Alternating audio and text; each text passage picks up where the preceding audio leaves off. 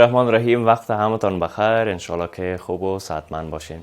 درس ما درس دهم فصل دوم جغرافی صنف 11 است که در صفحات 29 و 30 کتابتان به ادامه درس گذشته منابع انرژی قابل تجدید و غیر قابل تجدید بحث خود کردیم.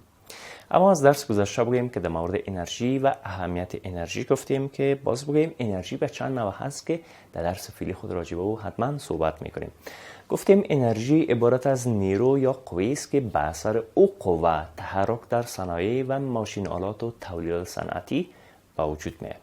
که در کشور ما افغانستان منابع فراوان انرژی وجود داره که هم در سطح زمین است و هم در زیر قشر زمین وجود داره. مثل چی؟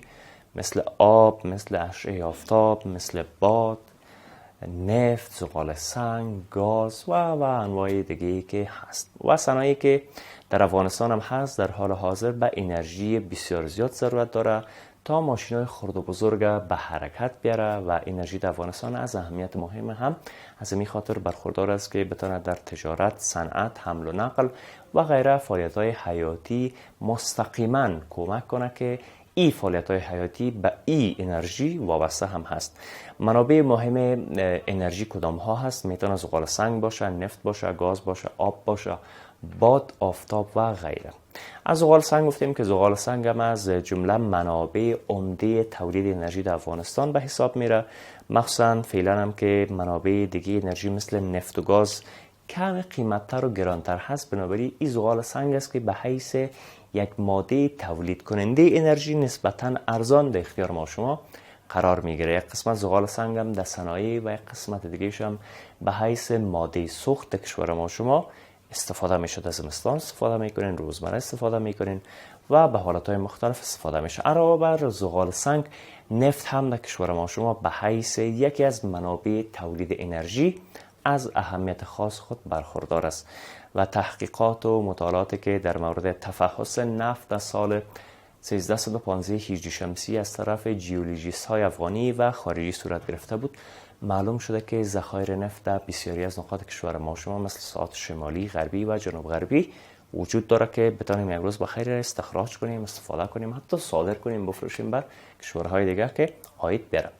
گاز طبیعی هم به می شکل منبع دیگه تولید انرژی در افغانستان است که به شکل طبیعی خداوند بر ما شما این نعمت داده. گاز طبیعی هم از جمله معادن مهم در افغانستان به شمار میره و از نظر مصرف در داخل و صدورش به خارج حائز اهمیت است. علاوه از تنویر و گرم کردن خانه های ما شما در پخت و پز و به کار انداختن فابریکه های صنعتی هم ازش استفاده میشه که با اهمیت ساختش. و آب از منابع دیگه است که در افغانستان باعث تولید انرژی برق میشه و از نیروی برق در تنویر منازل، پخت و پز و همچنین به کار انداختن ماشینالات برقی استفاده میشه که در افغانستان انواع دیگه انرژی در پلوی آب هم هست که در بعض جاها ازش استفاده میکنن و ممکن است در آینده بیشتر از استفاده شه، مثل دستگاه برقی آفتابی یا سولار انرژی که فعلا بسیار ازش استفاده میشه، پمپای آفتابی، پمپای آبیاری و چراغای خورشیدی.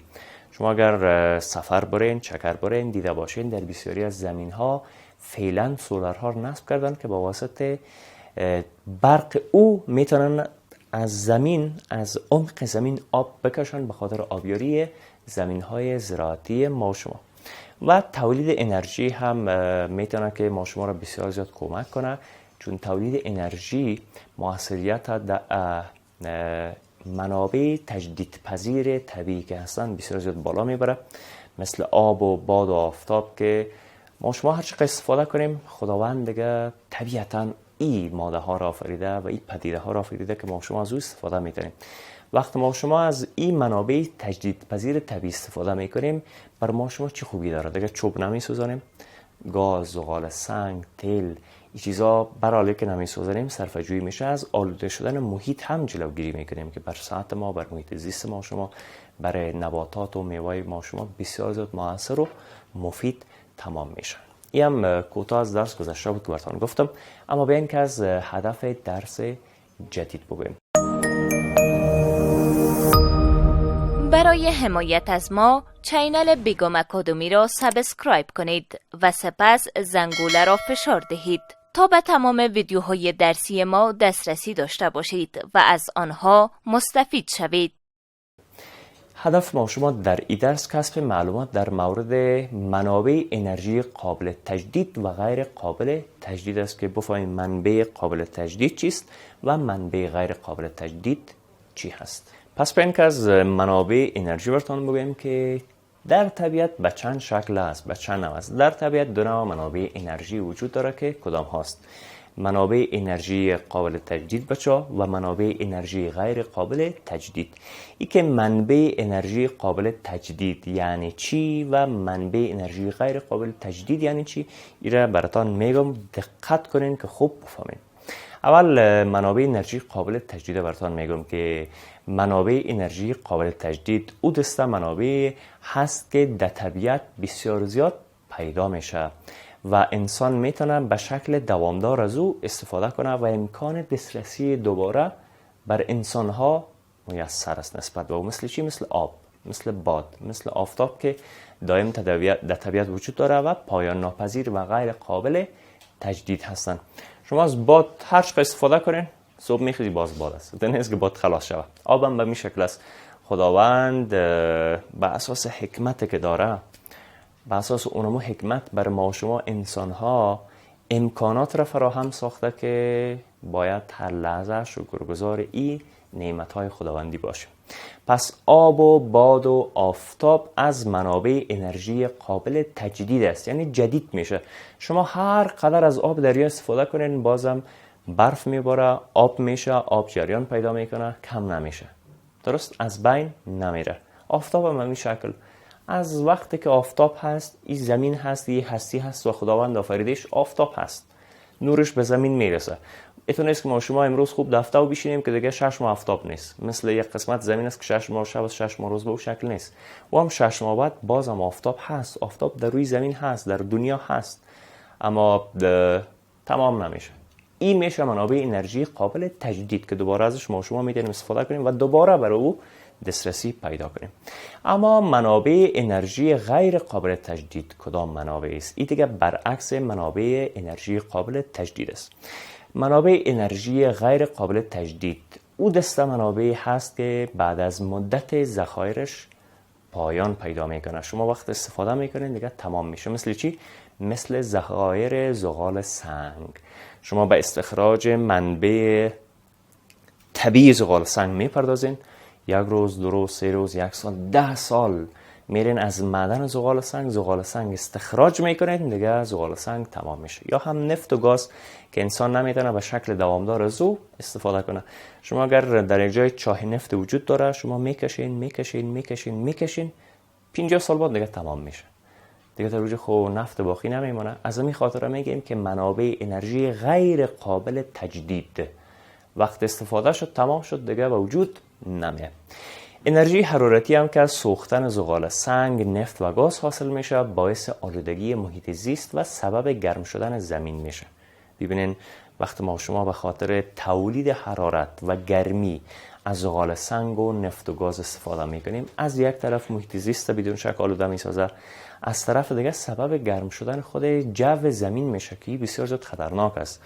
و او یخچال هایی که قرن‌ها ازش گذشته وقت زمین گرم میشه و ذوب میشه، پیش بینی میشه که در سالهای آینده تمام کره زمین آب میگیره، اصلا نسل انسان منقرض میشه. این که تاوان ضرر است که در افغانستان از هر دو نوع منبع انرژی ما شما هم استفاده میکنیم، هم از منابع انرژی قابل تجدید، هم از منابع انرژی غیر قابل تجدید مثل آب و باد و آفتاب استفاده میکنیم.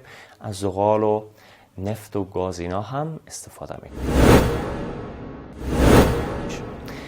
در افغانستان در پهلوی منابع انرژی غیر قابل تجدید، زغال سنگ، نفت و گاز هم از منابع انرژی قابل تجدید استفاده میشه و به حساب میره که از او جمله یکی هم منابع انرژی قابل تجدید به حساب میره. دریاهایی که دارای نشیب زیاد باشن منبع خوبی بر تولید برق حساب میشن که با اعمار بندها و نصب توربین ها میتونیم از آب و برق تولید شده و انرژی تولید شده ما شما استفاده کنیم و انرژی و برق هم تولید کنیم.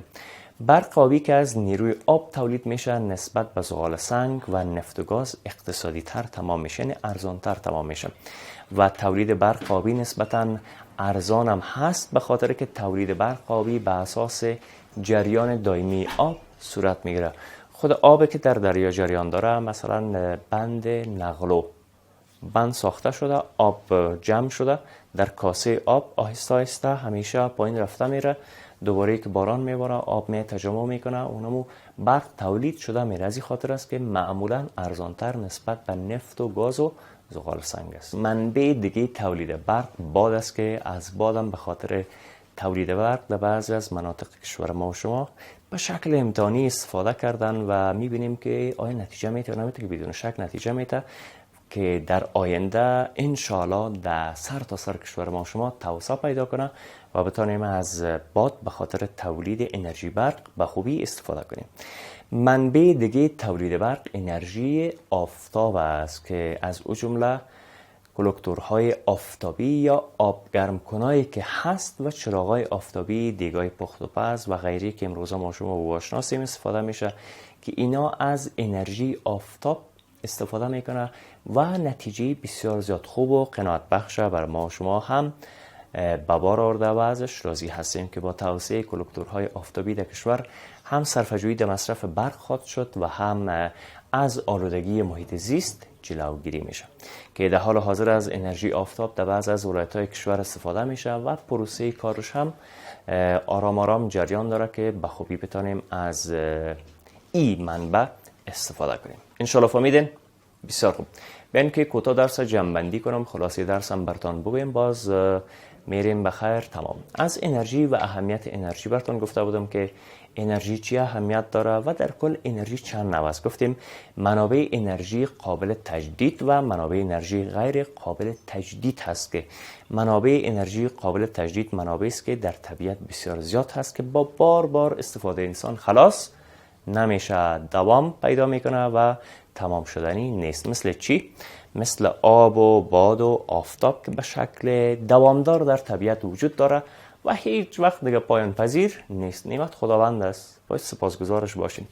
و منابع انرژی غیر قابل تجدید اون منابعی است که بعد از یک مدت ذخیره‌اش یا پایان پیدا میکنه. مثل چی؟ مثل ذخایر زغال سنگ، نفت و گاز که انسان نمیتونه به شکل دوامدار از او استفاده کنه، چون وقت از استفاده میکنه یک مدت از استفادهش میگذره، شما میبینید که معدن زغال سنگ تمام شد دیگه. خب مثل گندنه نیست که زغال سنگ برویه، شما شب خواب کنید صبح بخیزین که کرد گندنه سبز شده باشه. از این خاطر میگیم که منبع انرژی غیر قابل تجدید است، که انرژی حرارتی هم از سوختاندن زغال سنگ، نفت و گاز حاصل میشه که باعث آلودگی محیط زیست میشد و سبب گرم شدن زمین میشه، که در کشور ما و شما هم از منابع انرژی قابل تجدید استفاده میکنن و هم از غیر قابل تجدید. در افغانستان گفتیم در پهلوی منابع انرژی غیر قابل تجدید که زغال سنگ و نفت و گاز هم هست، از منابع انرژی قابل تجدید هم استفاده میشه که از اون جمله یکی از منابع عمده انرژی قابل تجدید به حساب میره. و آمدیم از منابع تولید برق گفتیم که به خاطر تولید برق ما شما میتونیم از آب استفاده کنیم، از آفتاب استفاده کنیم و از باد استفاده کنیم که بهترین منبع برای تولید برق است و امروزه امکانات و وسایل در اختیار ما شما قرار داده شده که به خاطر تولید برق ازش به خوبی استفاده کنیم. بسیار خوب. بیام کوتاه جمع‌بندی درس بود، اما نشک کنین کار خانگی. سوال اول، منابع غیر قابل تجدید کدام هاست؟ شما میگین که منابع غیر قابل تجدید کدام هاست. سوال دوم، منابع انرژی کدام هاند؟ در کل منابع انرژی کدام هاست و چی چیز است؟ سوال سوم، انرژی قابل تجدید و غیر قابل تجدید از هم چه فرق دارند؟ شما میگین انرژی قابل تجدید و انرژی غیر قابل تجدید به این دلیل، به او دلیل، به او دلیل، در اینجا در اونجا با هم فرق دارن. این فرق و تفاوت دو انرژی را میگین. مثالای زنده بگین که به خوبی فهمیده شود و در صنف همراه صنفتون شریک بسازین که اونا هم بشناسن و بفهمن معلوماتشون زیادتر شد. انشالله فهمیدین؟ بسیار خوبی. هم از 3 سوال کار خانگیتان کوشش کنین که از برقی که در خانه های ما شما هست به خوبی استفاده کنیم، اضافه مصرف نکنیم، گروپ ها را چالان نمانیم و موبایل ها و کامپیوترهای ما 24 ساعت در برق بند نباشه. و اساس ضرورت از برق استفاده کنیم که برای دیگرایی که نیاز دارن با اونا هم برق برسه و در کل کشور ما آباد و آرام و مرفه شد. قبل از آغاز درس بعدی وقفه کوتاه میگیریم.